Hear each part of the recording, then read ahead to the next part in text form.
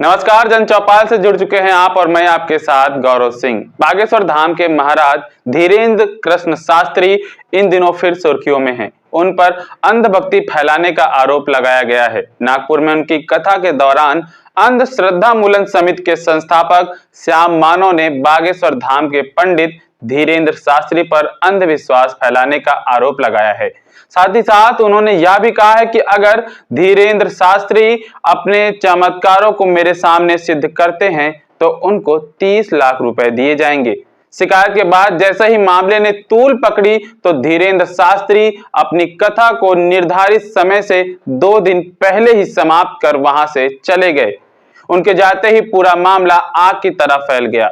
यह पहली बार नहीं है जब धीरेन्द्र शास्त्री विवादों से घिरे हैं। इसके पहले भी पठान विवाद पर उनका बयान और बागेश्वर धाम में जमीनों पर अवैध कब्जा करने की खबरों को लेकर वह सुर्खियों में रहे। बागेश्वर धाम मध्य प्रदेश के छतरपुर क्षेत्र में है, जहां विश्व प्रसिद्ध खजुराहो के मंदिर भी उपस्थित हैं। बागेश्वर धाम की कथा इन दिनों छत्तीसगढ़ की राजधानी रायपुर में चल रही है और विवाद के बाद रायपुर में मीडिया को संबोधित करते हुए बागेश्वर धाम सरकार ने कहा, आरोप लगाने वालों को मैं चुनौती स्वीकार करता हूं और मैं दिव्य दरबार लगा रहा हूं, वो यहां आए और ईश्वरीय शक्ति का अनुभव करें। उन्होंने कहा कि छत्तीसगढ़ की राजधानी रायपुर के गुड़ियारी में 21 और 20 जनवरी को दिव्य दरबार लगाया जाना है। वो इस दरबार में आए और उनका चैलेंज मैं स्वीकार करता हूं।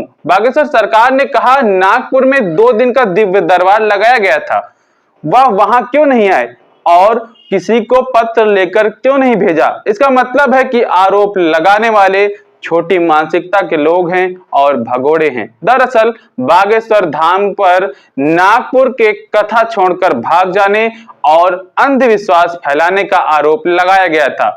यदि बागेश्वर महाराज पर लगाए गए आरोप सिद्ध होते हैं तो उन पर गैर जमानती कार्रवाई की जाएगी, क्योंकि अंधविश्वास और जादू टोने से जुड़े हुए कानून में गैर जमानती कार्रवाई का प्रावधान है।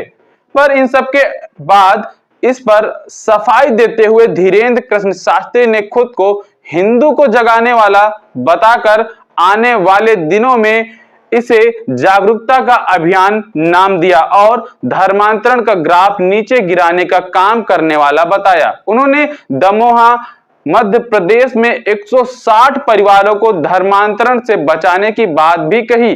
साथ ही साथ उन्होंने कहा कि हमें हनुमान जी की जो ईश्वरीय शक्तियां प्रदान हैं, हम उनका उपयोग लोगों के हित के लिए कर रहे हैं।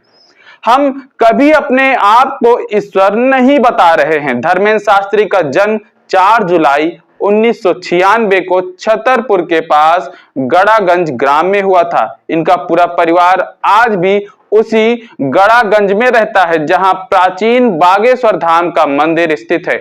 यहीं उनके दादा पंडित भगवान दास गर्ग भी रहते थे। इनके दादा ने चित्रकूट के निर्मोही अखाड़े में दीक्षा प्राप्त की थी, जिसके बाद वे गड़ा गांव पहुंचे, जहां उन्होंने बागेश्वर धाम मंदिर की पुनः जीर्णोद्धार कराया। धीरेन्द्र कृष्ण के दादाजी भी दरबार लगाया करते थे। उन्होंने यही आश्रम संन्यास ग्रहण किया था और आज सोशल मीडिया का सही उपयोग कर अपना प्रभाव कम समय में दूर दूर तक फैला लिया है। बागेश्वर धाम आज अपने चमत्कारी प्रभाव के लिए छाया हुआ है, लेकिन अब यही चमत्कार धीरेन्द्र शास्त्री पर भारी पड़ रहा है।